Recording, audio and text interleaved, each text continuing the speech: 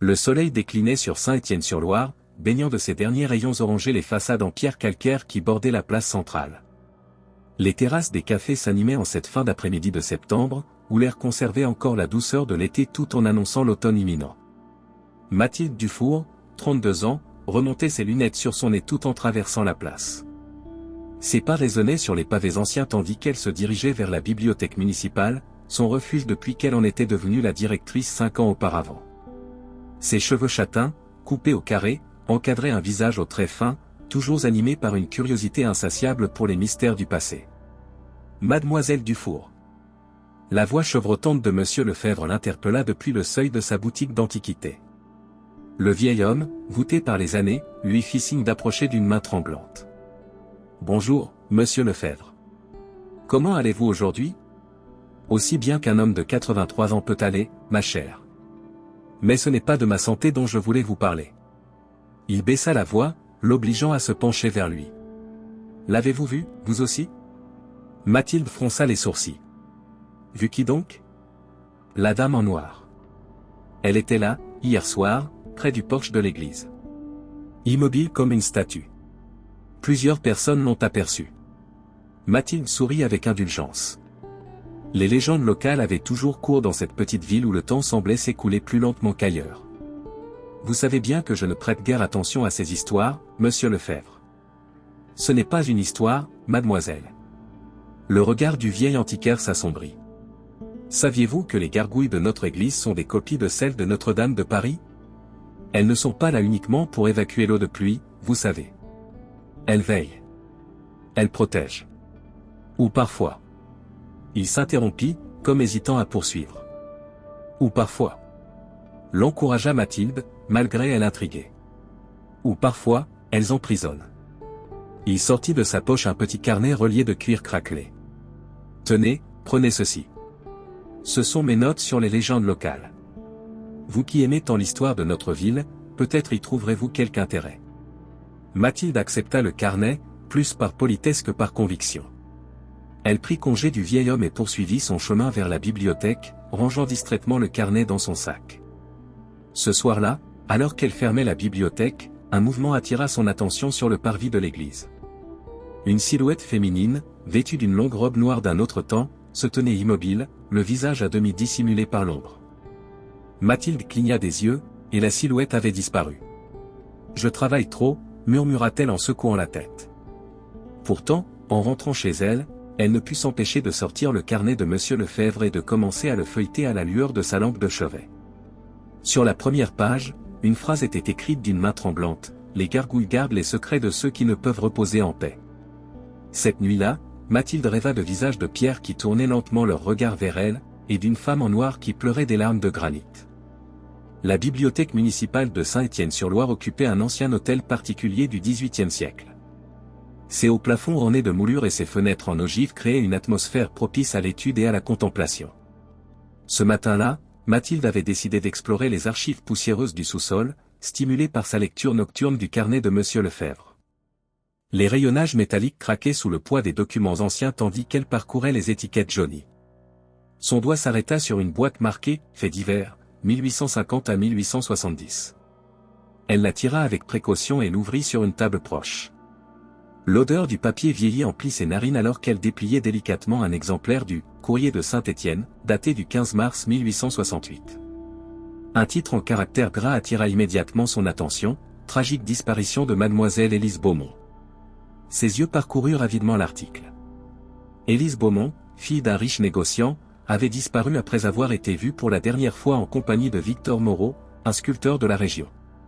Le corps de la jeune femme avait été retrouvé 3 jours plus tard dans la Loire, sa mort attribuée à un accident. Victor Moreau, fou de chagrin, s'était ensuite consacré exclusivement à son art avant de disparaître mystérieusement quelques années plus tard. Élise Beaumont, murmura Mathilde, sentant un frisson lui parcourir l'échine. Le bruit de la porte d'entrée la tira de sa lecture. Elle remonta à contre-cœur, pour trouver un jeune homme qui observait avec attention les moulures du plafond. « Bonjour, puis-je vous aider ?»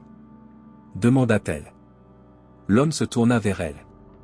Il devait avoir une trentaine d'années, les traits marqués par le soleil et les mains calleuses de quelqu'un habitué au travail manuel. Ses yeux d'un bleu intense contrastaient avec sa chevelure sombre et désordonnée.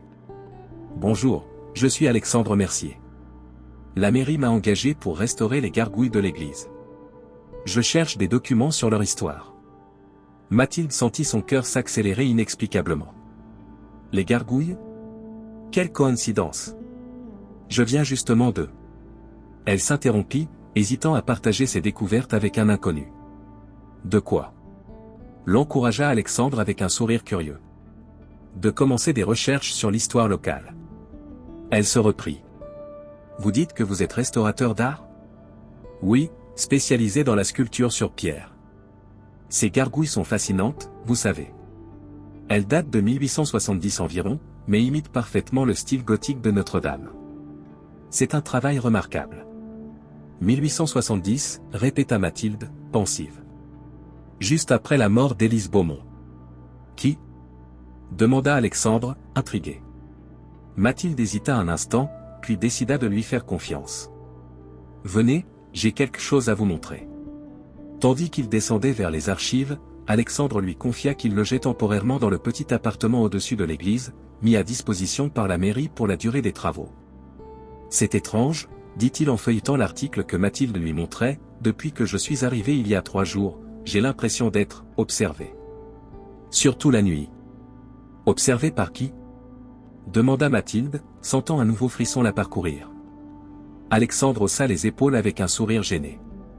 Vous allez me prendre pour un fou, mais, par les gargouilles. Hier soir, j'aurais juré que l'une d'elles avait changé de position. Leurs regards se croisèrent, et dans ce bref instant, Mathilde sut qu'ils venaient tous deux d'être entraînés dans quelque chose qui les dépassait. Monsieur Mercier. Alexandre, je vous en prie. Alexandre, avez-vous déjà entendu parler d'une dame en robe noire qui apparaîtrait près de l'église? Le visage du jeune homme pâlit visiblement.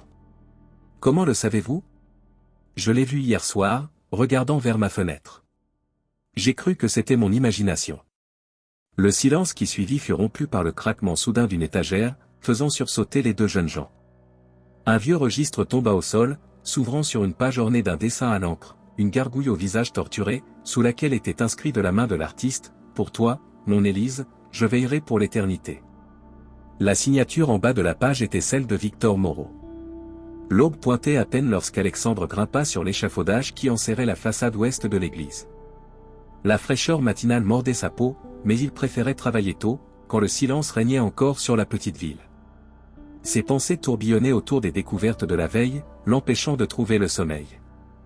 La gargouille qu'il devait restaurer ce jour-là représentait une créature mi-femme mi-oiseau, aux traits étrangement délicats pour une sculpture aussi ancienne.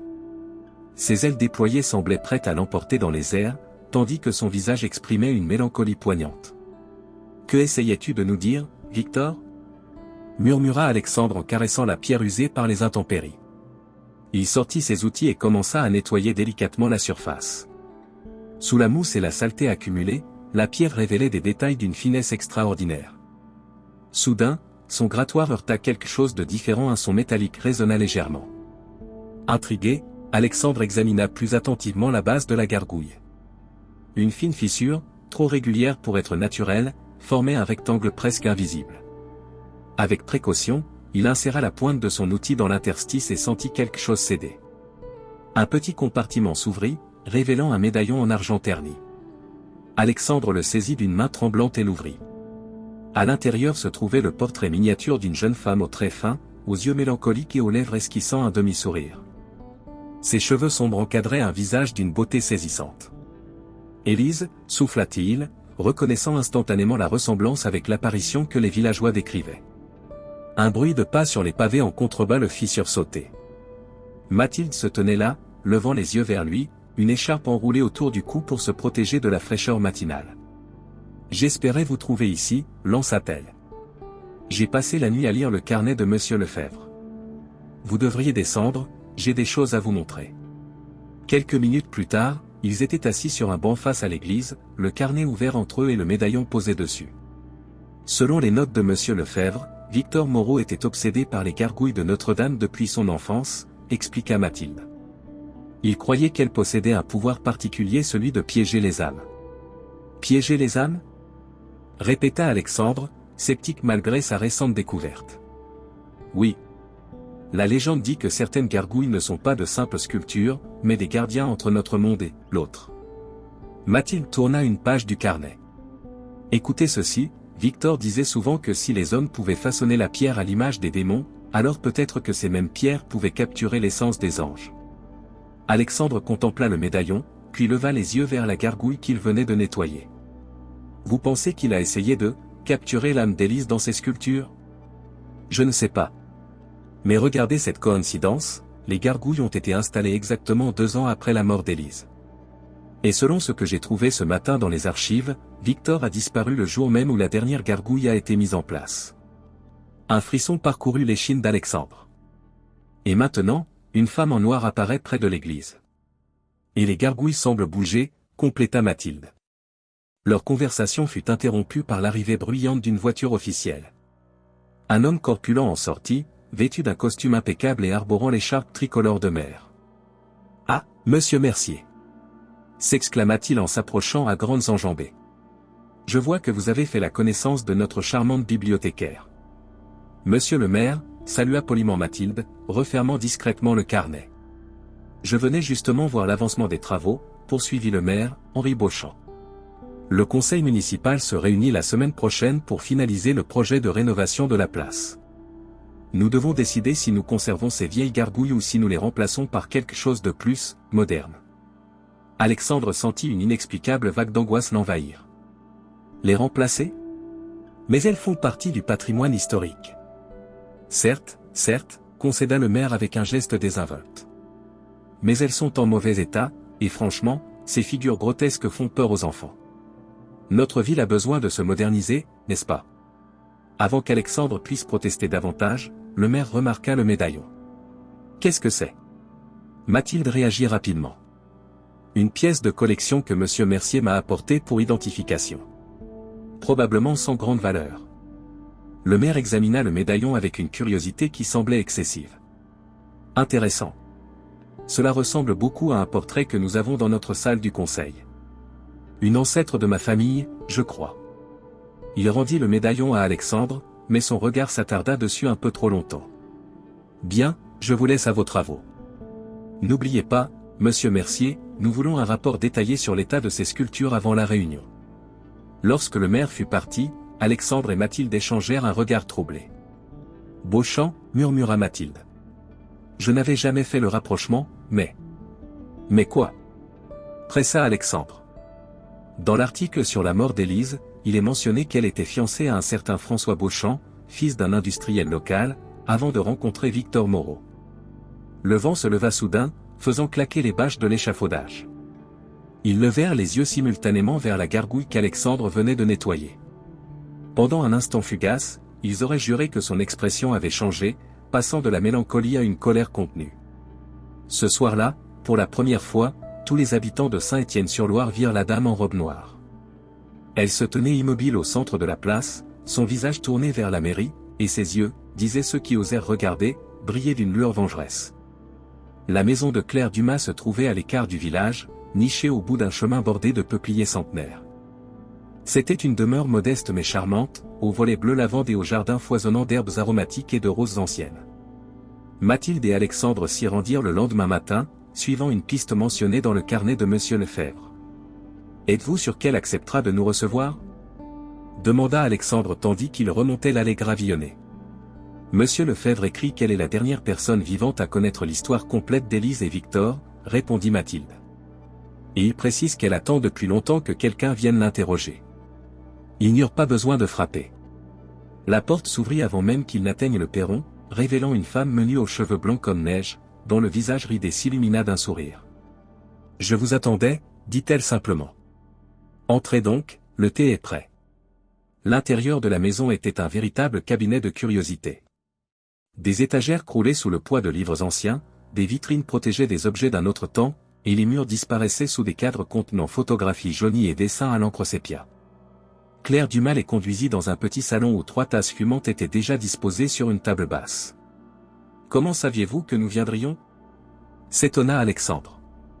La vieille dame eut un petit rire cristallin. « Les gargouilles me l'ont dit. » Voyant leur expression, elle agita la main. « Je plaisante, bien sûr. Monsieur Lefebvre m'a téléphoné hier soir. Il m'a dit que vous aviez trouvé le médaillon d'Élise. Mathilde sortit le carnet de sa sacoche. Alors vous la connaissiez vraiment? Pas personnellement, non. Je suis né en 1935, bien après ces événements. Mais ma grand-mère, Lucie Dumas, était la meilleure amie d'Élise Beaumont. Elle se leva et prit un cadre sur la cheminée. Voici ma grand-mère, à gauche, et Élise à droite. La photographie, remarquablement bien conservée, montrait deux jeunes femmes en robe d'été, assises sur un banc près de la Loire. L'une d'elles était indubitablement la femme du médaillon. Ma grand-mère a tenu un journal toute sa vie, poursuivit Claire en leur servant le thé. Elle y raconte comment Élise, fille d'une bonne famille, est tombée éperdument amoureuse de Victor Moreau, un sculpteur talentueux mais sans fortune. Leur famille s'opposait à cette union, surtout les Beaumont qui avaient arrangé un mariage avec François Beauchamp, l'héritier d'une famille industrielle. L'ancêtre de notre mère actuelle, nota Mathilde. Claire acquiesça. Exactement. François était obsédé par Élise, mais elle n'avait Dieu que pour Victor. Ils se rencontraient en secret près de l'église, où Victor travaillait à des sculptures. Les gargouilles? Demanda Alexandre. Pas encore. À cette époque, il créait des statues de saints pour l'intérieur. Les gargouilles sont venues plus tard, après la tragédie. Claire se leva et se dirigea vers une vitrine dont elle sortit un petit livre relié de cuir rouge. Le journal de ma grand-mère raconte qu'Élise avait décidé de s'enfuir avec Victor. Ils devaient se retrouver au bord de la Loire, un soir de mars 1868. Mais Élise n'est jamais arrivée au rendez-vous. Son corps a été retrouvé dans le fleuve 3 jours plus tard. Un accident, selon les journaux, dit Mathilde. Claire eut un sourire amer.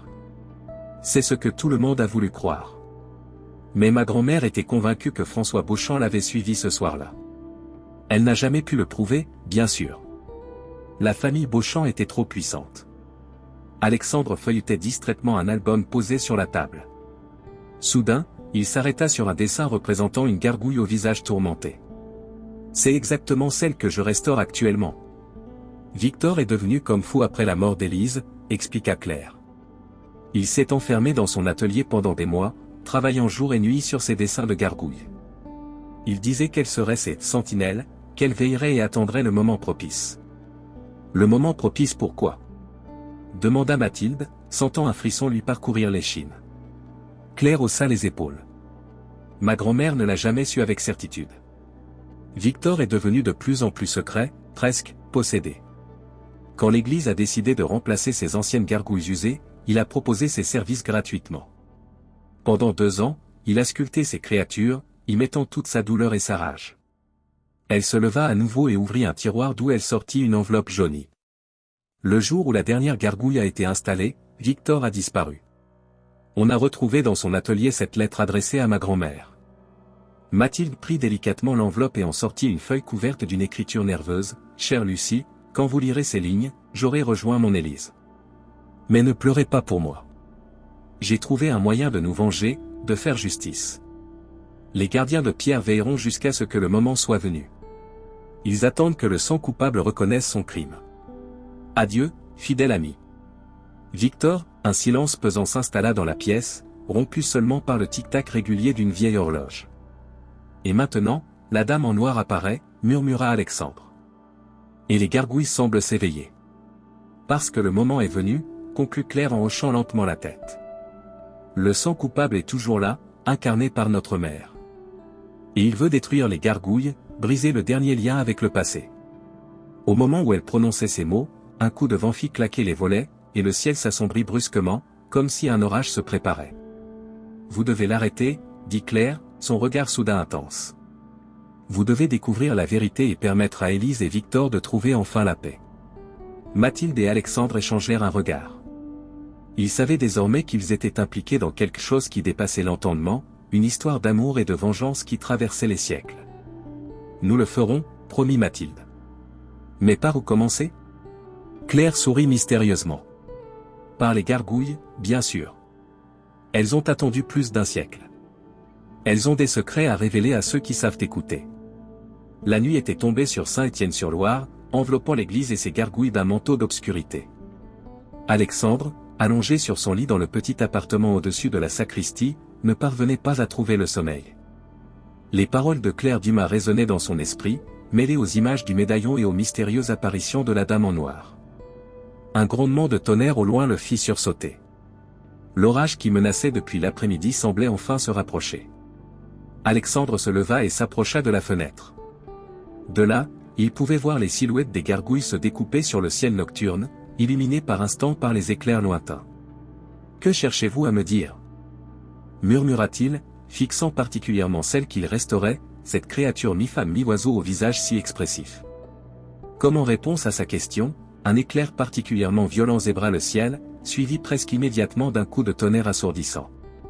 Dans la lueur blafarde, Alexandre aurait juré voir la gargouille tourner légèrement la tête dans sa direction.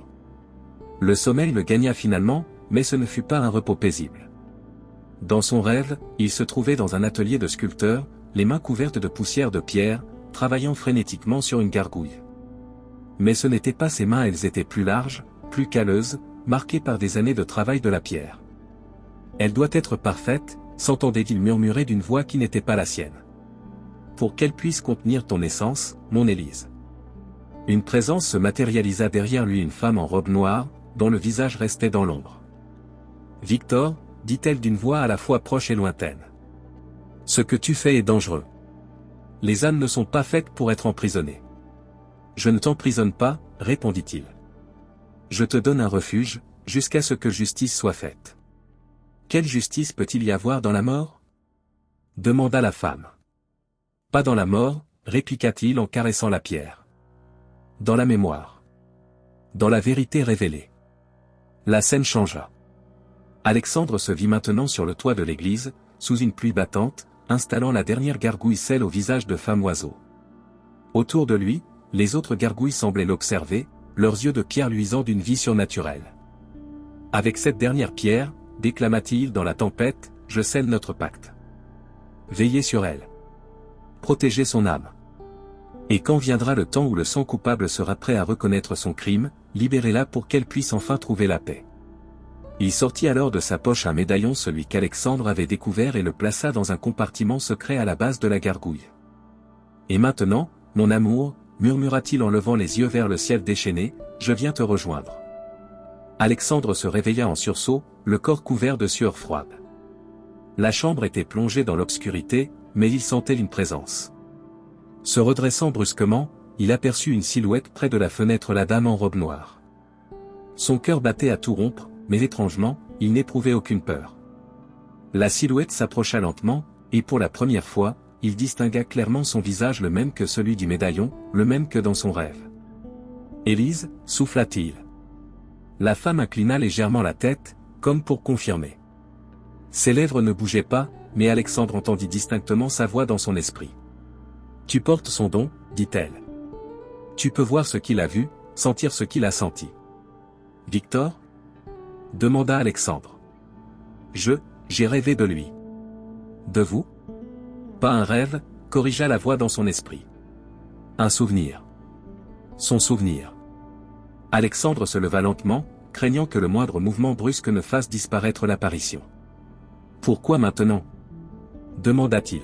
« Pourquoi après plus d'un siècle ?» L'apparition d'Élise flotta vers la fenêtre, son regard tourné vers l'église. Les gardiens s'éveillent parce que le danger approche. Celui qui veut les détruire porte le sang de mon meurtrier. Le maire ? Henri Beauchamp ? Un éclair illumina la pièce, et pendant un instant, le visage d'Élise se transforma, révélant un masque de douleur et de colère. Le sang des Beauchamp doit reconnaître son crime. La vérité doit éclater. Que s'est-il vraiment passé cette nuit-là ? Osa demander Alexandre. Mais l'apparition commençait déjà à s'estomper. « Cherche dans la crypte » furent ses derniers mots avant de disparaître complètement. Alexandre resta immobile un long moment, se demandant s'il n'avait pas été victime d'une hallucination. Puis son regard tomba sur le sol, où se trouvait une goutte d'eau comme une larme, là où s'était tenue l'apparition. Le lendemain matin, Mathilde fut surprise de voir Alexandre l'attendre devant la bibliothèque, l'air hagard mais déterminé. « J'ai besoin de votre aide » dit-il sans préambule. « Nous devons trouver un moyen d'accéder à la crypte de l'église. » Mathilde l'invita à entrer et ferma la porte derrière eux. « La crypte ? Pourquoi ? Alexandre lui raconta son rêve et l'apparition nocturne, s'attendant à moitié à ce qu'elle le prenne pour un fou. Mais Mathilde l'écoutait attentivement, sans l'interrompre. « Je sais que ça semble délirant, conclut-il, mais je suis certain que ce n'était pas qu'un rêve. Je ressentais ses émotions, sa détermination, sa douleur. Je vous crois, dit simplement Mathilde. Après tout ce que nous avons découvert, plus rien ne me semble impossible. Elle se dirigea vers une étagère et en sortit un épais volume relié de cuir. Les plans de l'église devraient être ici. La crypte n'est plus utilisée depuis des décennies, mais il doit bien y avoir un moyen d'y accéder. Ils passèrent la matinée penchés sur les plans, découvrant que l'entrée principale de la crypte avait été murée lors d'une rénovation en 1920. Cependant, un petit passage, probablement oublié, semblait exister derrière l'autel. Nous ne pouvons pas simplement entrer dans l'église et commencer à chercher des passages secrets, fit remarquer Mathilde. Le père Martin nous prendrait pour des vandales. Pas si nous avons une bonne raison d'être là, répondit Alexandre avec un sourire. J'ai besoin d'inspecter l'intérieur pour évaluer l'impact des infiltrations d'eau sur la structure. Le maire lui-même m'a demandé un rapport complet. Mathilde sourit à son tour. Et j'imagine que vous aurez besoin d'une assistante pour prendre des notes ? Exactement. Ils se rendirent à l'église en fin d'après-midi, munis de lampes torchées et d'un carnet pour maintenir leur couverture. Le père Martin, un homme âgé à la démarche lente mais à l'esprit vif, les accueillit chaleureusement. Le maire m'a prévenu de votre visite, monsieur Mercier. Faites comme chez vous. Je dois me rendre au chevet d'un paroissien malade, mais je serai de retour dans 2 heures environ. Dès qu'il fut parti, Alexandre et Mathilde se dirigèrent vers l'autel. Selon les plans, le passage devait se trouver derrière un panneau de bois sculpté représentant la scène. Là, murmura Mathilde en pointant un détail du panneau. Regardez le calice devant Jésus. Il semble plus en relief que le reste. Alexandre appuya délicatement sur le calice sculpté. Un déclic se fit entendre, et le panneau pivota légèrement, révélant un étroit passage et un escalier en colimaçon descendant dans l'obscurité. « Après vous » dit-il en allumant sa lampe torche. L'escalier était raide et glissant, l'air de plus en plus froid et humide à mesure qu'il s'enfonçait sous terre. La crypte elle-même était une vaste salle voûtée, soutenue par des colonnes massives. Des tombeaux anciens s'alignaient le long des murs, leurs inscriptions presque effacées par le temps. « C'est incroyable » souffla Mathilde. « Je ne savais pas que notre église possédait une crypte aussi imposante. » Alexandre balaya l'espace de sa lampe. Élise a dit de chercher ici, mais chercher quoi? Ils explorèrent méthodiquement la crypte, examinant chaque recoin, chaque pierre qui semblait différente des autres. Ce fut Mathilde qui repéra finalement quelque chose d'inhabituel, une dalle du sol portant un symbole gravé, presque invisible sous la poussière séculaire. On dirait, une gargouille, dit-elle en s'agenouillant pour mieux voir. Alexandre la rejoignit et passa ses doigts sur la gravure. C'est récent par rapport au reste. Quelqu'un l'a gravé après la construction de la crypte. Ensemble, ils tentèrent de déplacer la dalle, qui céda après plusieurs tentatives. Dessous se trouvait une petite cavité contenant un coffret en bois. Le cœur battant, Alexandre sortit le coffret et l'ouvrit. À l'intérieur reposait un journal relié de cuir noir, accompagné d'une lettre scellée portant l'inscription « À ouvrir quand la vérité sera prête à éclater ». Le journal de Victor, murmura Alexandre en l'ouvrant avec précaution. Les pages jaunies étaient couvertes d'une écriture serrée, accompagnée de croquis de gargouilles. Ils commencèrent à lire, absorbés par le récit poignant de l'amour entre Victor et Élise, leur rencontre secrète, leur projet d'avenir, puis la terrible nuit où tout bascula. 16 mars 1868, 3 jours que mon Élise a disparu. Ils disent qu'elle s'est noyée accidentellement. Mensonge.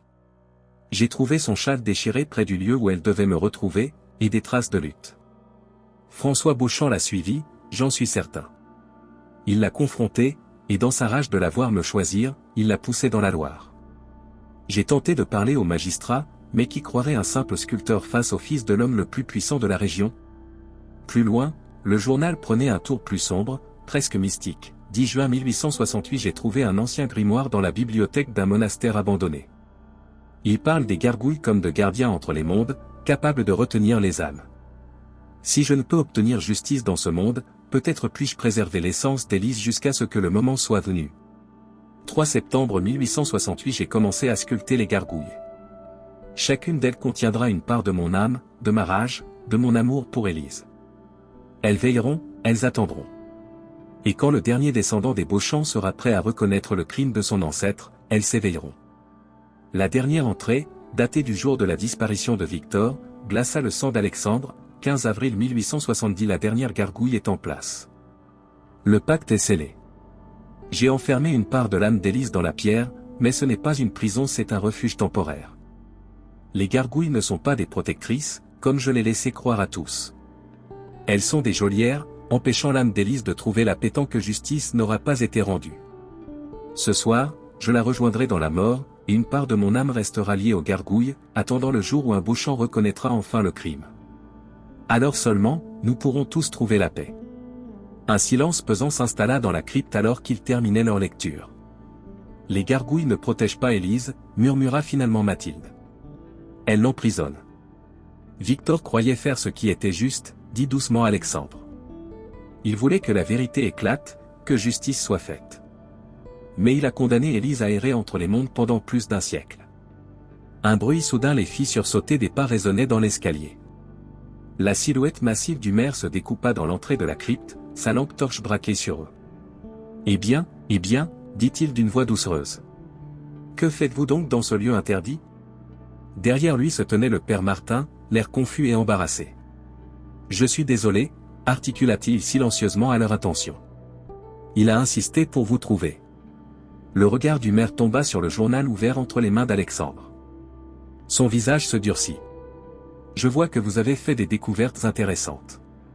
Malheureusement, je crains que cela ne complique considérablement votre séjour dans notre charmante ville. L'orage qui menaçait depuis plusieurs jours éclata enfin cette nuit-là, déversant des trompes d'eau sur Saint-Étienne-sur-Loire. Les éclairs illuminaient sporadiquement la place de l'église, projetant les ombres démesurées des gargouilles sur les pavés luisants. Dans le bureau du maire, à l'étage de la mairie qui faisait face à l'église, l'atmosphère était tout aussi électrique.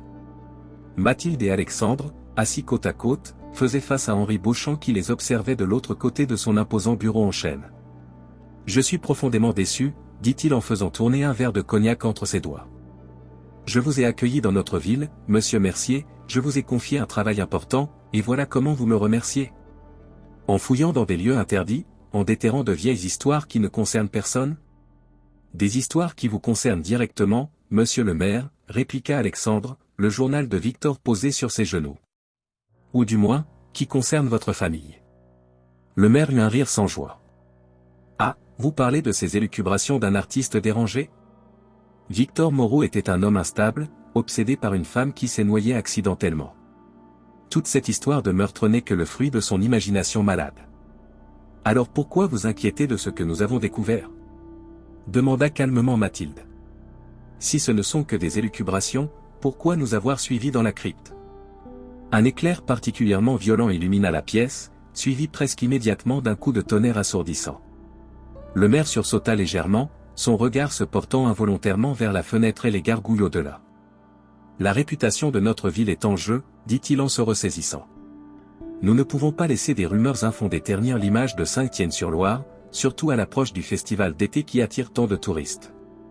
Il se leva et s'approcha de la fenêtre, tournant le dos à ses visiteurs. Je suis prêt à être magnanime. Monsieur Mercier, vous terminerez votre contrat de restauration, mais vous vous limiterez strictement aux gargouilles, sans plus d'exploration non autorisée. Quant à vous, mademoiselle Dufour, je compte sur votre discrétion professionnelle. Ces vieilles histoires n'ont pas leur place dans notre bibliothèque municipale. Et le journal de Victor ? Demanda Alexandre. Il me semble que ce document appartient légitimement à la ville, répondit le maire en se retournant, la main tendue. Je le conserverai en lieu sûr. Alexandre serra le journal contre lui. Je ne crois pas, non. Ce journal contient des révélations importantes sur l'histoire de cette église, sur les gargouilles que je suis chargé de restaurer. J'en ai besoin pour comprendre pleinement leur symbolique. Le visage du maire s'assombrit. Ne me forcez pas à appeler la gendarmerie, monsieur Mercier. Ce serait regrettable pour votre carrière. Un nouveau coup de tonnerre ébranla les fenêtres. Cette fois, Mathilde et Alexandre le virent clairement, le maire avait peur. Son regard ne cessait de revenir aux gargouilles, comme s'il s'attendait à les voir bouger à tout moment. Vous les craignez, constata Mathilde. Vous savez que les légendes sont vraies. Absurdité, s'exclama le maire, mais sa voix manquait de conviction. Monsieur Beauchamp, dit doucement Alexandre, que vous a-t-on raconté sur votre ancêtre François et sur Élise? Le maire resta silencieux un long moment, puis soupira profondément. Des histoires de famille, transmises à voix basse.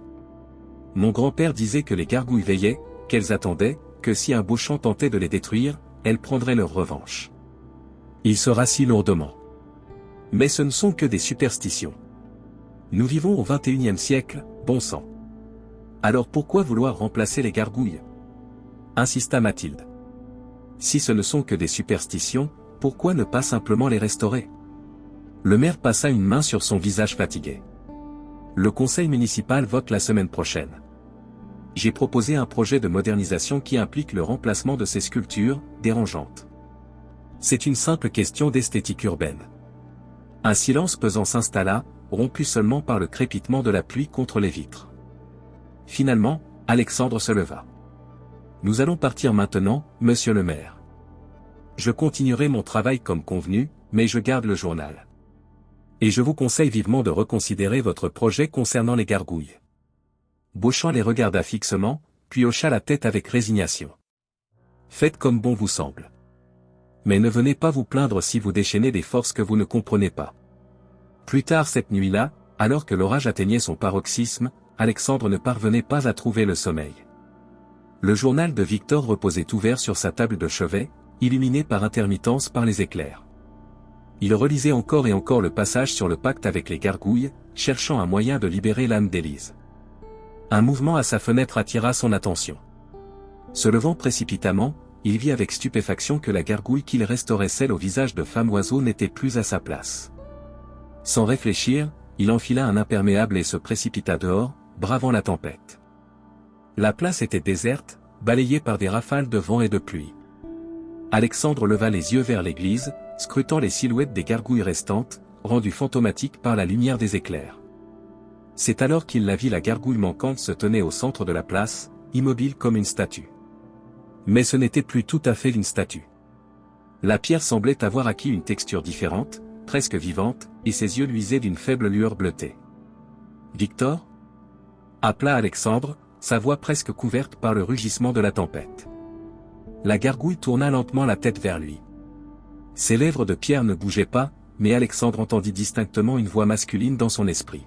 « Tu portes mon don, dit la voix. Tu peux voir ce que j'ai vu, ressentir ce que j'ai ressenti. Tu peux comprendre pourquoi j'ai fait ce que j'ai fait. Vous avez emprisonné Élise, répondit Alexandre. Vous l'avez condamnée à errer pendant plus d'un siècle. Je l'ai préservée, corrigea la voix. Pour qu'elle puisse être témoin de la justice que je n'ai pu obtenir de mon vivant. Quelle justice peut-il y avoir maintenant? François Beauchamp est mort depuis longtemps. Son sang coule toujours dans les veines de celui qui veut détruire mes gardiens. La gargouille fit un geste vers la mairie. Il sait. Il a toujours su.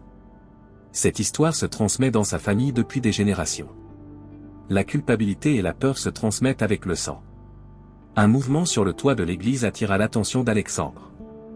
Les autres gargouilles commençaient à s'animer, se détachant lentement de leur socle, leurs ailes de pierre déployées contre le ciel d'orage. « Que allez-vous faire » demanda Alexandre, soudain inquiet. « Ce pourquoi nous avons été créés, » répondit la voix de Victor. « Forcer la vérité à éclater. Le sang coupable doit reconnaître son crime. » Les gargouilles s'envolèrent dans un bruissement de pierre, tournoyant autour du clocher avant de se diriger vers la mairie. « Non » s'écria Alexandre. « La vengeance ne ramènera pas Élise. Elle ne fera que perpétuer le cycle de souffrance. » Mais la gargouille de Victor s'élevait déjà dans les airs, rejoignant ses compagnes de pierre. Alexandre resta seul sous la pluie battante, impuissant face au spectacle surnaturel qui se déroulait devant lui. Une main se posa sur son épaule, le faisant sursauter. C'était Mathilde, trempée jusqu'aux os, le visage pâle et déterminé. « J'ai vu les gargouilles depuis ma fenêtre, dit-elle. J'ai essayé de vous appeler, mais vous ne répondiez pas. Elles vont s'en prendre au maire, expliqua Alexandre. Victor veut sa vengeance, après toutes ces années. Nous devons les arrêter, dit Mathilde. Ce n'est pas ainsi que justice doit être rendue.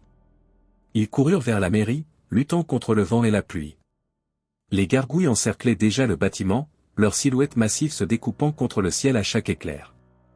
À l'intérieur, Ils trouvèrent le maire recroquevillé dans un coin de son bureau, les yeux écarquillés de terreur. Les fenêtres vibraient sous l'assaut des créatures de pierre. « Faites-les partir !» supplia-t-il en voyant entrer Alexandre et Mathilde. « Je ferai ce que vous voudrez. » « Reconnaissez la vérité, dit Alexandre. Admettez ce que votre ancêtre a fait à Élise Beaumont. Ce ne sont que des légendes. Protesta faiblement le maire. Un éclair illumina la pièce, et dans l'embrasure de la fenêtre apparut la silhouette de la dame en robe noire Élise.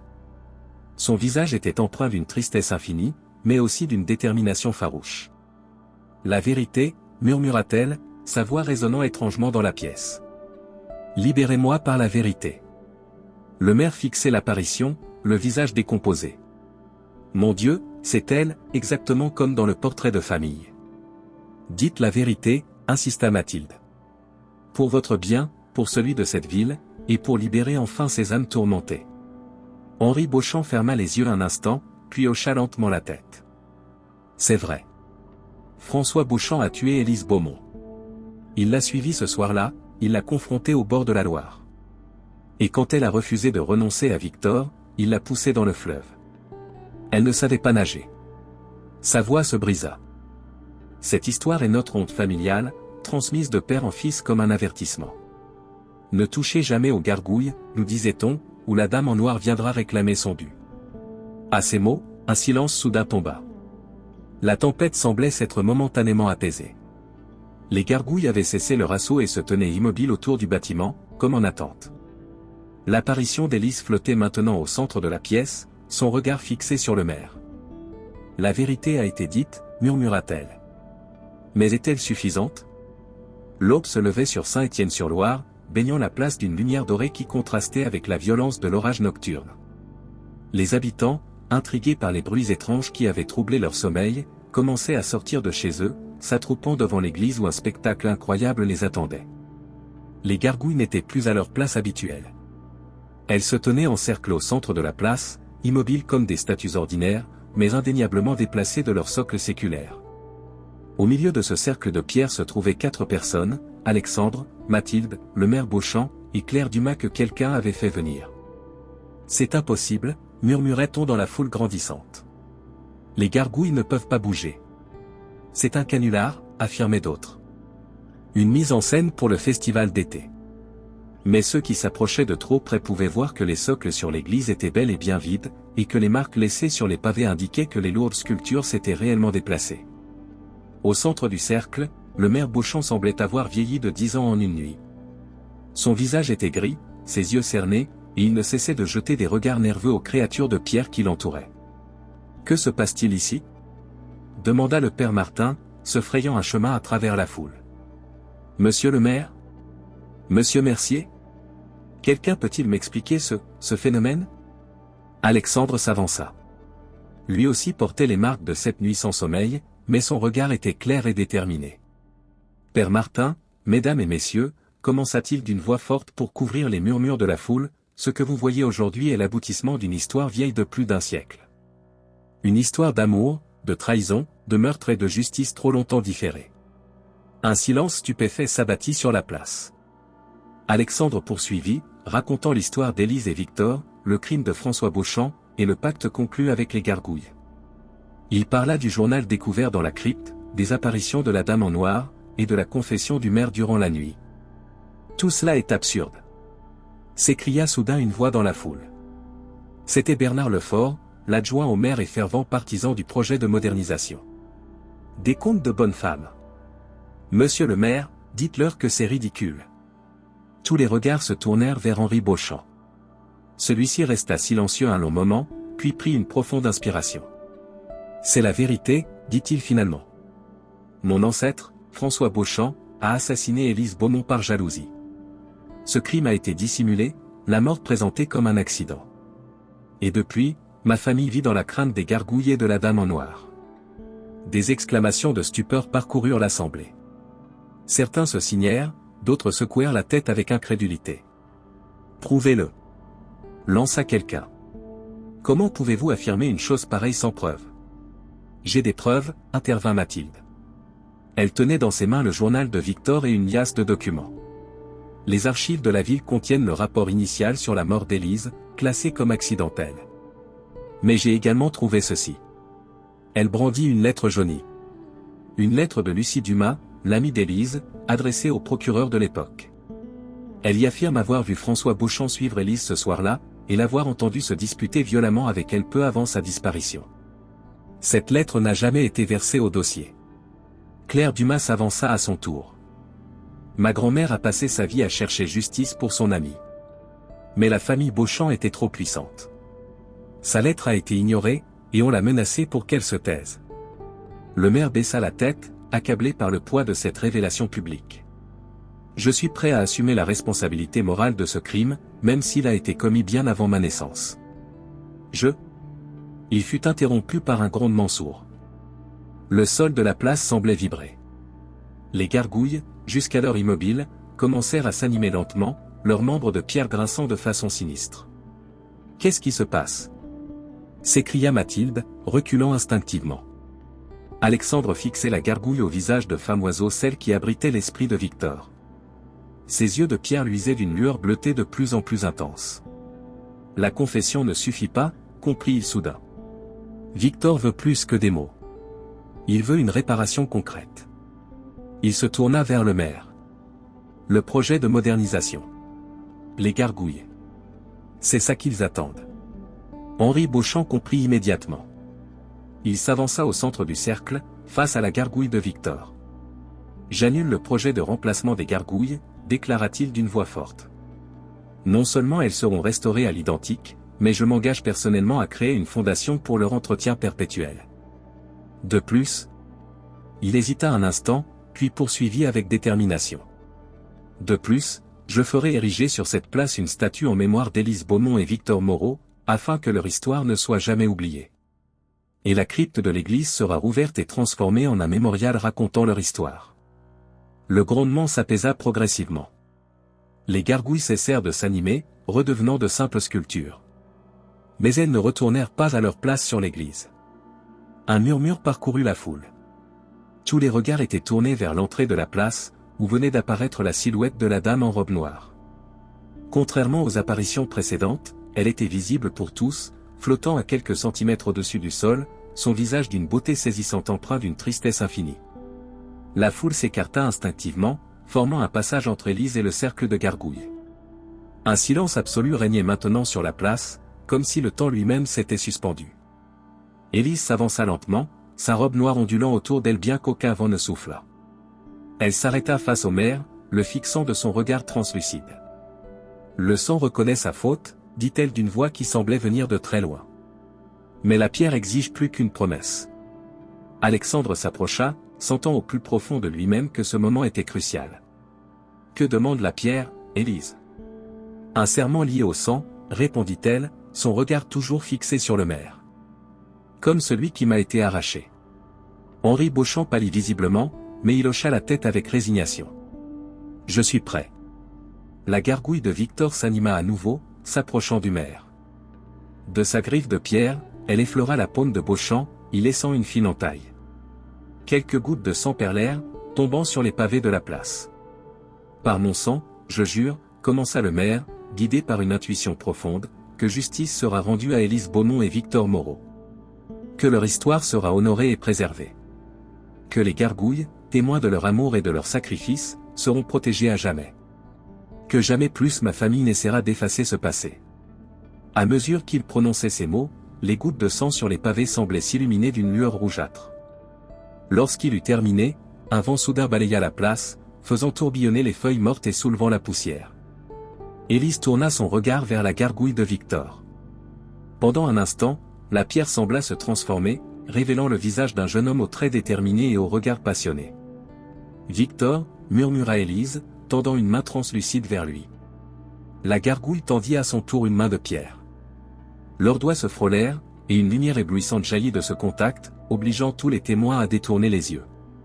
Lorsqu'ils purent regarder à nouveau, Élise et la gargouille de Victor se tenaient enlacées au centre du cercle, leurs formes se fondant progressivement l'une dans l'autre, créant une silhouette lumineuse qui s'élevait lentement vers le ciel. « Ils se retrouvent enfin », murmura Claire Dumas, des larmes coulant sur ses joues ridées. Après plus d'un siècle de séparation. La lumière s'intensifia encore, puis explosa en milliers de particules scintillantes qui retombèrent doucement sur la place comme une pluie d'étoiles. Lorsque la dernière étincelle s'éteignit, les gargouilles avaient repris leur apparence de simples sculptures de pierre. Mais elles n'étaient plus tout à fait les mêmes. Leurs expressions semblaient apaisées, leur posture moins menaçante. Et la gargouille de Victor, celle au visage de femme oiseau, arborait désormais un léger sourire. Le silence qui suivit fut rompu par le père Martin. « Nous venons d'être témoins d'un miracle, dit-il simplement.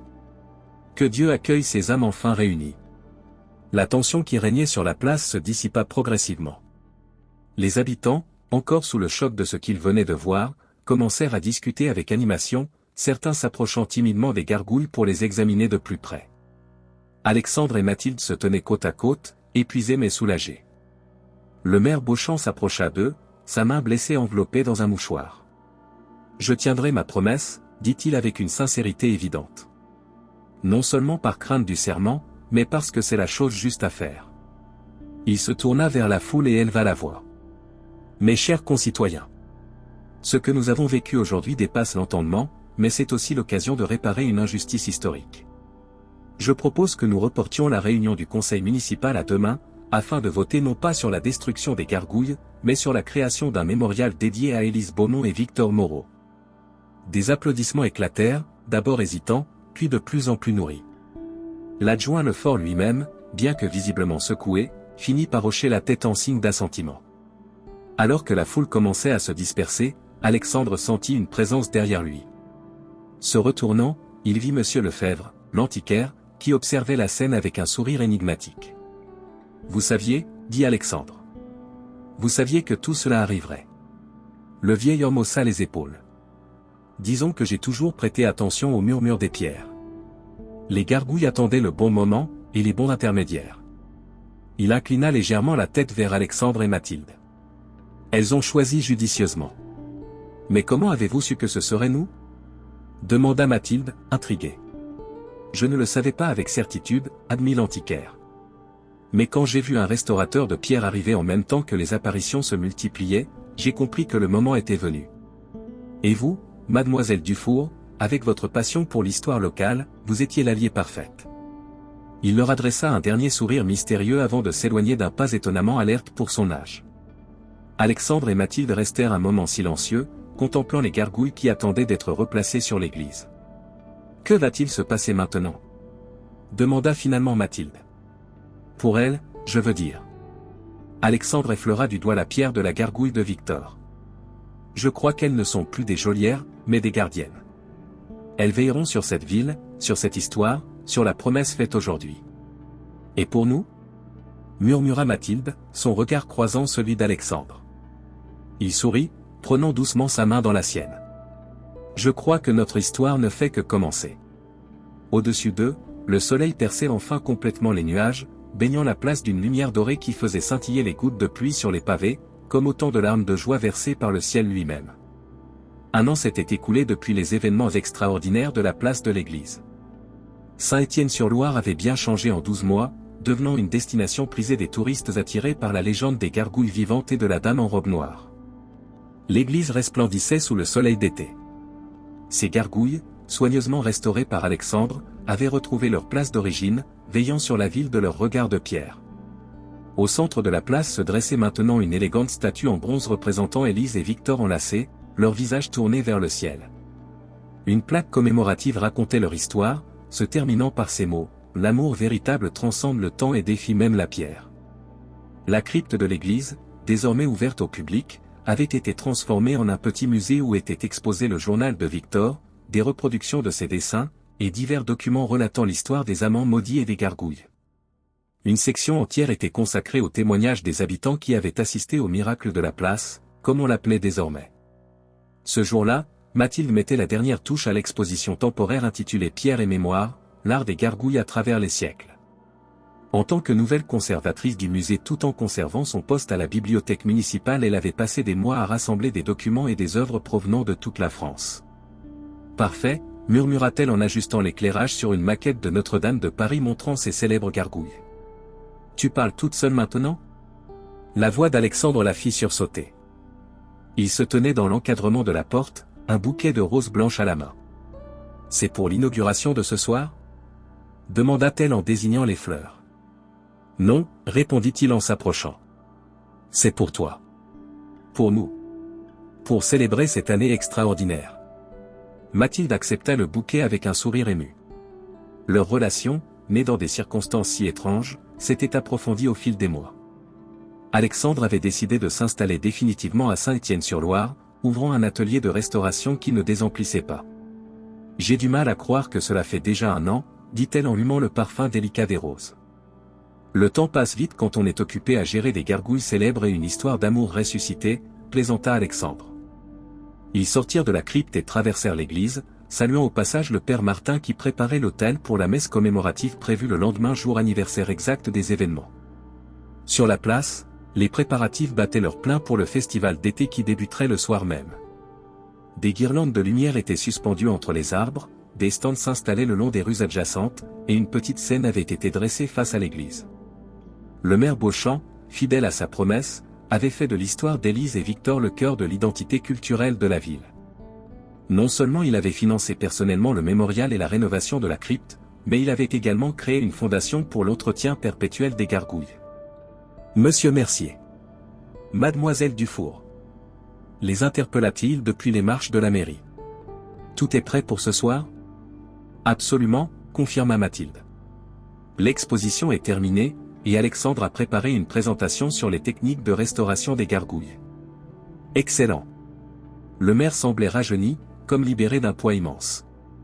Sa confession publique et son engagement à réparer les torts de son ancêtre lui avaient valu le respect renouvelé de ses concitoyens, qu'il avait réélus avec une majorité écrasante.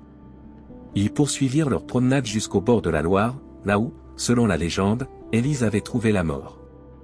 Un petit jardin commémoratif y avait été aménagé, avec un banc de pierre face au fleuve. « J'ai quelque chose à te montrer », dit Alexandre en sortant de sa poche un petit carnet de croquis. « J'ai eu une idée pour compléter le mémorial. » Il ouvrit le carnet, révélant le dessin d'une fontaine ornée de 2 gargouilles, l'une représentant un homme aux traits déterminés, l'autre une femme oiseau aux ailes déployées. Entre elles coulait un filet d'eau qui se déversait dans un bassin en forme de cœur. « C'est magnifique, » souffla Mathilde. « Où voudrais-tu l'installer ? » Ici même, répondit Alexandre en désignant l'espace devant eux. Là où tout a commencé. L'eau symboliserait non plus la séparation, mais l'union éternelle. Mathilde hocha la tête, émue par la sensibilité du concept. Le maire va adorer cette idée. Ils s'assirent sur le banc, contemplant en silence le cours paisible de la Loire. Le soleil commençait à décliner, teintant l'eau de reflets dorés. Tu sais, dit finalement Alexandre, je me demande parfois si nous les avons vraiment libérés. Que veux-tu dire ? Élise et Victor. Parfois, la nuit, j'ai l'impression de les voir encore pas comme des apparitions effrayantes, mais comme des présences bienveillantes. Comme s'ils veillaient sur nous, sur la ville. Mathilde sourit. Claire Dumas dit que l'amour véritable ne disparaît jamais complètement. Il change de forme, comme les gargouilles ont changé de nature de geôlière à gardienne. Et toi, qu'en penses-tu ? Demanda Alexandre, prenant sa main dans la sienne. Je pense que certaines histoires sont trop puissantes pour se terminer simplement.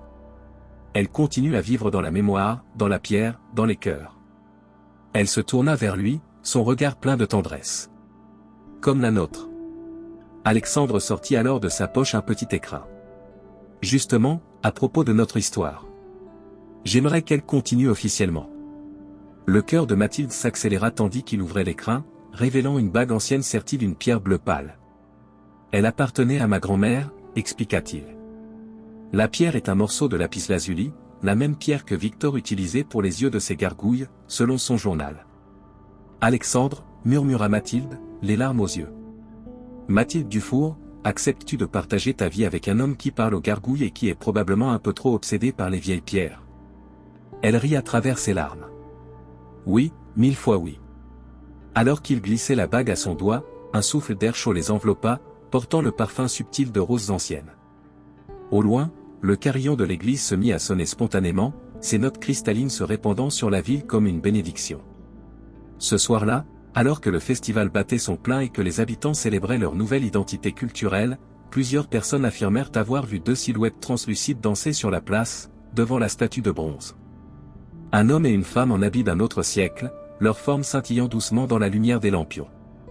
Personne n'en eut peur. Au contraire, leur présence semblait apporter une joie sereine, comme si Élise et Victor avaient finalement trouvé la paix, non pas en quittant ce monde, mais en devenant les gardiens bienveillants de la ville qui avait enfin honoré leur amour. Dans son atelier, Monsieur Lefebvre sourit en entendant ces récits. Il sortit d'un tiroir une vieille photographie jaune y montrant un jeune homme aux traits déterminés et une jeune femme au regard doux. Au dos, une inscription à l'encre sépia, à mon cher oncle, pour qu'il veille sur notre secret. Victor et Élise, 1867. Votre histoire ne sera jamais oubliée, murmura-t-il en replaçant soigneusement la photo dans son tiroir. Sur le toit de l'église, les gargouilles veillaient, leurs silhouettes se découpant contre le ciel étoilé. Et si l'on regardait attentivement, on pouvait voir que deux d'entre elles, un homme aux traits déterminés et une femme oiseau aux ailes déployées, semblaient se tenir la main, unis pour l'éternité dans la pierre et dans la mémoire de Saint-Étienne-sur-Loire. Fin.